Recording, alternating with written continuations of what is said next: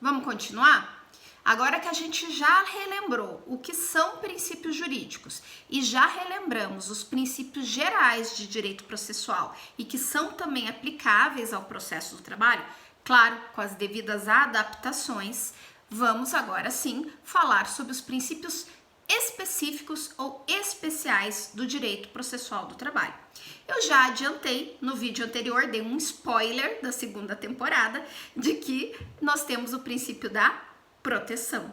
Claro, faz sentido, nós temos que lembrar que o trabalhador subordinado é um hipossuficiente, existe o princípio da proteção a ele, como vocês estudaram lá no direito material, e isso acaba por repercutir no processo. Então, o direito processual do trabalho reconhece essa fragilidade da parte trabalhadora num processo judicial e a ela tutela com ferramentas protetivas. Eu antecipei e contei para vocês que a exigência do depósito recursal para poder recorrer quando o réu empregador perdeu o processo é um exemplo da proteção ao trabalhador, porque se o empregador quiser demorar mais para terminar o processo, ele vai ter que garantir com o depósito recursal essa condenação que ele teve, tá? Mas nós temos vários outros exemplos, como a possibilidade de inversão de ônus da prova, o próprio ius postulante, que é a possibilidade da parte vir ali sozinha sem advogado na Justiça do Trabalho. Então, são todos exemplos de aplicação do princípio da proteção, que é lá do direito material, afetando ao processo do trabalho. Nós temos também o princípio da celeridade. Afinal de contas, se eu quero um processo protetivo, ele precisa andar rápido, porque justiça que tarda é justiça que falha. E a gente brinca que o processo do trabalho é um processo acelerado, rapidão. Ele prima pela audiência una, ele tem como regra geral não comportar recursos de decisões interlocutórias, você tem que esperar a sentença e quando for recorrer da sentença, vai recorrer de todo o resto que ficou para trás. Ele só tem efeito devolutivo nos recursos enquanto regra geral. Então são todas ferramentas para que esse processo tramite com celeridade. Então, celeridade é a mola propulsora do processo do trabalho.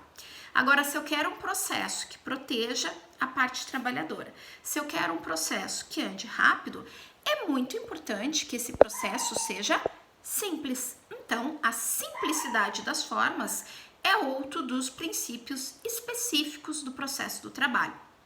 Prof, o que você quer dizer com simplicidade das formas? O processo do trabalho, ele é um processo que não prima por um grande rigor em suas formas, tanto que a petição inicial, ela poderia ser formulada de forma oral. A CLT, no artigo 840, autoriza expressamente que a petição inicial no processo do trabalho seja escrita ou verbal. Claro que na prática a gente fala sério, né? Não é comum e já faz, tempo que a prof não vê uma petição inicial que tenha sido distribuída de forma oral, mas em tese ela é possível, porque é uma forma mais simples. A própria petição inicial, que nós vamos estudar daqui a algumas aulas do processo do trabalho, tem menos requisitos que a petição inicial do processo civil, justamente com essa finalidade de que tenha formas mais simples. Isso acontece com a contestação também. No processo do trabalho, a contestação pode ser apresentada de forma oral, na audiência, tá? Eu sei que também não é muito comum, mas acontece, a prof mesmo já fez um par de vezes contestação oral, então pode acontecer. Então são todos exemplos de que, previstos na nossa legislação seletista, buscando ou apelando para que o processo do trabalho não se perca em formalismos que vão tornar o processo mais moroso, que vão fazer com que esse processo demore mais para chegar ao seu fim. Nós temos ainda o princípio da oralidade. Gente, não se percam no raciocínio. Se eu quero um processo protetivo, se eu quero um processo rápido, se eu quero um processo de forma simples, o melhor que eu tenho é que esse processo dê valor à palavra oral em prol da escrita. Então a gente brinca que se fala muito no processo do trabalho. Não só pelo fato de que a petição inicial poderia ser verbal, a contestação poderia ser verbal, mas também porque a audiência que se imaginou seria uma audiência una. Então, tudo que você quiser discutir, especificação de provas, pedir produção de provas, o juiz deferia a produção de provas, você produzia a prova e a própria sentença se imaginou nos moldes da CLT que seria feito tudo de forma oral. Vocês estão aí em casa ouvindo e estão dizendo, prof, na prática não é assim. Gente, a prof sabe que na prática não é assim. A gente nem tudo consegue aplicar a CLT na prática, seja porque a CLT é uma legislação antiga, já está fazendo quase 80 anos de vida, seja porque você primar que tudo vai ser oral, você pressupõe que o juiz vai ter uma pauta menor de audiências por dia, porque se o juiz tiver que fazer 20 audiências por dia, como muitas vezes acontecia em muitas varas do trabalho aqui no nosso estado, é claro que não dá tempo de réu ficar fazendo contestação oral ou de juiz proferir sentença oral numa audiência una.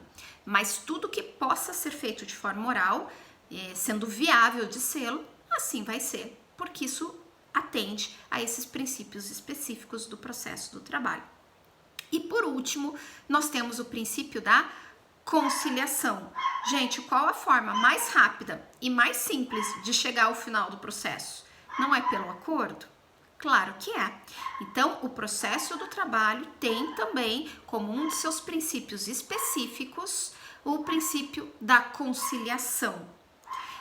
De novo, olha lá as fake news, né? A Justiça do Trabalho é um balcão de negócios, um balcão de comércio.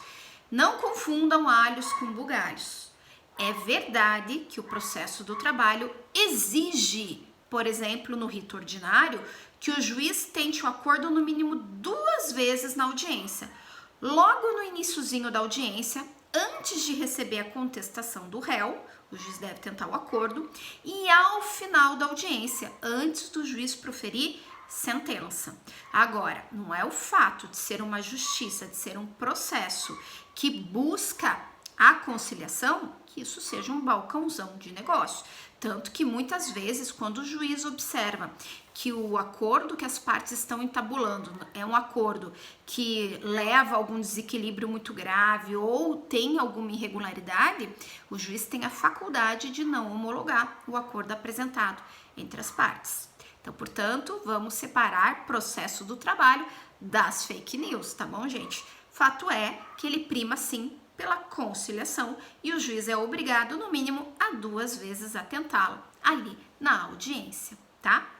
Na aula de audiência, a gente vai conversar e vai aprender. E se eu fizer o acordo em audiência, o que eu faço, prof?